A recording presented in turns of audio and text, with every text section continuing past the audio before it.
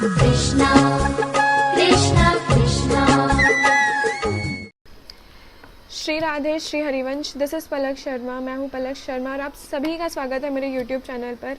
आज का टॉपिक होने वाला है कि आप सभी के जो भी क्वेश्चंस थे, जो भी आप प्रश्न करते थे, उन सभी को मैंने इकट्ठा कर रखा है और उसी के आंसर्स आज हम इस वीडियो में देंगे। तो आइए शुरू करते हैं। पहला प्रश्न है, अगर हम दिन में 4 माला करें तो क्या हम गोलोक धाम जा सकते हैं? विटनेस ऑफ कान्हा ने ये मैसेज करा है। तो देखो, माला हम कितनी करते हैं ये डिपेंड नहीं करता है। माला हम किस भाव से करते हैं और हमारे स्मरण में हमेशा कौन रहता है, हमारे मस्तिष्क में कौन रहता है, ये मैटर करता है।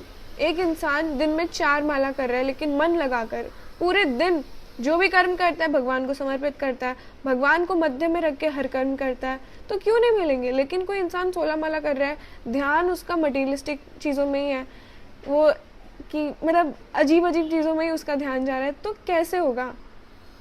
यहाँ पर भाव मैटर करता है कि हम किस भाव से, किस उत्तेजना से श्री जी को पुकारते हैं, किस उत्तेजना से हम श्री जी को स्मरण करते हैं, क्या हमारी स्थिति है।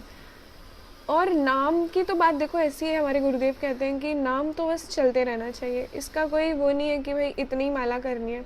नाम भले आप माला पकड़ के 4 माला करो, लेकिन पूरे दिन में राधा राधा आपके मुख से निकलना ही चाहिए। राधा नाम हो या फिर कोई भी, जिस भी मंत्र की आप माला करते हैं, मंत्र नहीं सॉरी महामंत्र, जो हरे कृष्ण महामंत्र होता है उसको आप जप सकते हैं, बाकी किसी मंत्र को नहीं जप सकते आप बिना गुरु आज्ञा के। और उसकी भी एक पवित्र स्थिति में ही नाम जप किया, सॉरी मंत्र जप किया जाता है। तो नाम आप जप सकते हो, जब भी उठते बैठते खाते पीते नाम तो चलते ही रहना चाहिए। तो इस तरह से आप आगे बढ़ सकते हो और इस तरह से आपको गोलोक प्राप्ति गुरुदेव की कृपा से हो सकती है। दूसरा प्रश्न है, ये पूछा है मुस्कान ने, क्या शादी के पहले दीक्षा नहीं मिलेगी क्या? सखी मुश्किल है क्या? देखो, अगर हरिवंशी संप्रदाय की आप बात करें और गुरुदेव से आपको दीक्षा चाहिए तो अब तो कठिन हो गया है काफ़ी ज़्यादा। अब तो काफ़ी नियम भी होते हैं और शादी से पहले बहुत कम लोगों को मिली जाती है। बाकी संप्रदायों में, कुछ संप्रदायों में मिल जाती है, कुछ संप्रदायों में नहीं मिलती है। तो इस चीज़ का आपको ध्यान रखना है कि आप अपने नियम पूरी तरह से फॉलो कर रहे हो और गुरुदेव की हर आज्ञा को मान रहे हो। तो टाइम लग सकता है पर फिर मिल जाएगी। तीसरा प्रश्न किसी ने पूछा है, पद्मश्री महालक्ष्मी जी ने, कि राधा कृष्ण के साक्षात दर्शन कैसे करें? तो हमारे गुरुदेव की कृपा से हमें बताया गया है कि जब भगवान दर्शन देने को होते हैं ना, वो 3 प्रकार से देते हैं। सबसे पहले आपको स्वप्न में दर्शन होता है, और ऐसे नहीं कि किसी प्रतिमा का दर्शन हो रहा है या फिर वृंदावन के दर्शन हो रहे हैं, आपको साक्षात दर्शन होते हैं श्री कृष्ण के या फिर जिस भी भगवान को आप पूजते हैं। तो स्वप्न में सबसे पहले दर्शन होता है, फिर होते हैं आपको एहसास होने लगता है उनका। धीरे धीरे ना आपको आपकी आंखों में एक रोशनी, हर जगह आपको एक रोशनी दिखाई देती है। जैसे हम सूर्य को देखते हैं तो सूर्य को देखने के बाद में हमारी आंखें कैसे चौंधिया जाती है कई देर तक, तो वैसे एक रोशनी, क्योंकि अर्जुन को भी दर्शन देने से पहले दिव्य दृष्टि प्राप्ति, क्योंकि हमारी ऐसी अवस्था में हम भगवान के साक्षात दर्शन करें इन आँखों से तो ये संभव नहीं है। तो वो थोड़ा थोड़ा करके प्रिपेयर करते हैं भगवान बेसिकली कि उस तेज को तुम सहन कर पाओ।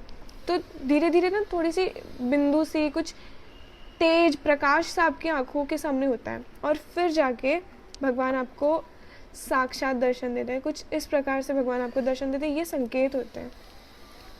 चौथा प्रश्न किसी ने पूछा कि मैं हरिवंशी हूँ और मैं एकादशी करती थी, अब हरिवंशी तो नहीं करते हैं, तो अब मैं क्या करूँ? तो देखो, अगर आप पहले करते थे, पहले से आपका नियम है और आपको अब भी करना है तो आप कंटिन्यू कर सकते हो।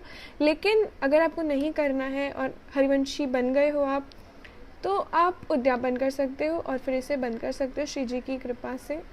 ऐसा आप कर सकते हो। किसी ने प्रश्न किया है कि मैया नाम जप करते समय गंदे विचार आ जाते हैं, कभी कभी मन ज़्यादा भटकता है, तो क्या करूँ?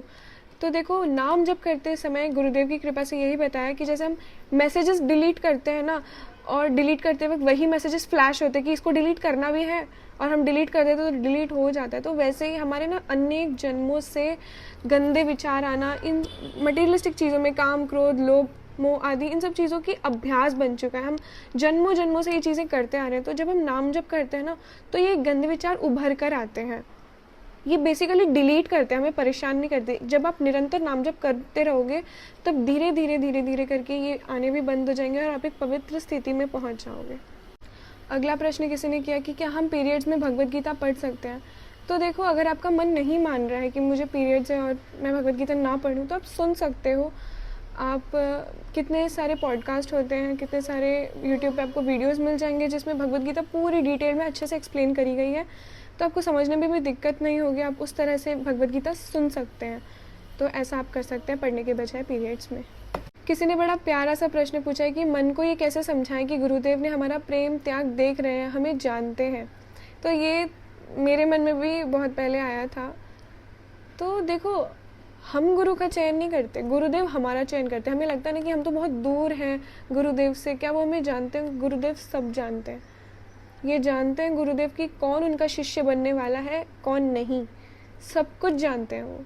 तो आपको डरने की ज़रूरत नहीं है यहाँ पर। वो आपका प्रेम भी जानते हैं, आपका त्याग भी। और सबसे बड़ी बात, गुरुदेव के खुद मैंने श्रीमुख से सुना है ये कि एक इंसान पूछता है कि क्या गुरुदेव, मैं आपको कैसे बताऊं कि मैं आपसे कितना प्रेम करता हूँ? गुरुदेव कहते हैं कि क्या तुम जानते हो कि मैं तुमसे कितना प्रेम करता हूँ? मैं तुमसे इतना प्रेम करता हूँ, इस कारण से तुम मुझसे प्रेम कर पा रहे हो। तो ये मत सोचिए कि गुरुदेव आपके प्रेम से, आपके त्याग से अनभिज्ञ हैं। सब जानते हैं, वो आपको अपना चुके हैं वो, क्योंकि आप निरंतर उनको स्मरण कर रहे हो, आप उनके बताए मार्ग पर चल रहे हो। क्यों नहीं? गुरुदेव सब कुछ जानते हैं। तो इस विचार को अपने मन से निकाल दीजिए। अब किसी ने प्रश्न किया कि हमारा मन भक्ति में लगता है और फिर वापस माया में भटक जाता है, तो ये क्यों हो रहा है? तो इसके 2 कारण हैं। सबसे पहला कि आपका भोजन अशुद्ध है, आप सात्विक भोजन नहीं करते, आप प्याज लहसुन वाला खाते हो, बाहर का ज़्यादा मिर्च मसालों वाला। बेसिकली सात्विक भोजन अगर आपका नहीं है तो ये चीज़ें आना स्वाभाविक है। आपका मन भटकना, मटेरियलिस्टिक चीज़ों की तरफ ज़्यादा जाना, भक्ति से दूर जाना स्वाभाविक है। आप अपने भोजन को सही करिए, फिर ये सब चीज़ें सही हो जाएंगी। आप फिर भक्ति में निरंतरता लेकर आ सकते हैं। और दूसरा कारण है कि किसी भक्ति के प्रति आपका अपराध बना। अब जो पहला वाला मैंने आपको बताया, जो भोजन वाला था, ये तो टेम्पररी है। ये तो अब भोजन सही करिए, आप फिर से अपने ट्रैक पर आ जाएंगे। लेकिन ये जो वैष्णव अपराध है, ये तो बहुत बड़ा अपराध होता है आपका। जिसके भी प्रति वैष्णव अपराध बना है, किसी ब्रजवासी के प्रति, किसी भक्त के प्रति, तो उनसे जाकर क्षमा मांगिए। अगर वो अपना शरीर छोड़ चुके हैं तो मन से क्षमा मांगिए। सबसे बेस्ट होता है कि उनसे जाकर खुद से क्षमा मांगे। अगर ऐसी कोई स्थिति बन रही है कि आपको पता ही नहीं कि किसके प्रति बना है, तो आप वैष्णव सेवा कर सकते हैं, संत सेवा कर सकते हैं और सभी से क्षमा मांग सकते हैं। अहंकार को नष्ट कर सबसे पहले। इसी की वजह से बेसिकली होता है वैष्णव अपराध कि हम कुछ ऐसे शब्द कह देते हैं। और जितना सरेंडर करोगे, जितना शरणागति लोगे भगवान की, उतना ही अच्छा होता है। तो कुछ इस प्रकार से आप इन सब चीज़ों से निकल सकते हो गुरुदेव की कृपा से। तो आज के लिए सिर्फ इतना ही। आगे के प्रश्नों के लिए हम दूसरी एक वीडियो बनाएंगे, पार्ट 2। और अगर आपको इस वीडियो में कुछ भी इंफॉर्मेटिव लगा हो तो श्री जी की कृपा से तो लाइक करिए। जो भी आपके मन में है, जो भी प्रश्न है, जो भी आपको कहना है, वो कमेंट्स में कह सकते हैं। और जिनके भी मन में ऐसे प्रश्न से थे या फिर हैं अभी, उनके साथ आप ये वीडियो शेयर कर सकते हैं। श्री राधे, श्री हरिवंश।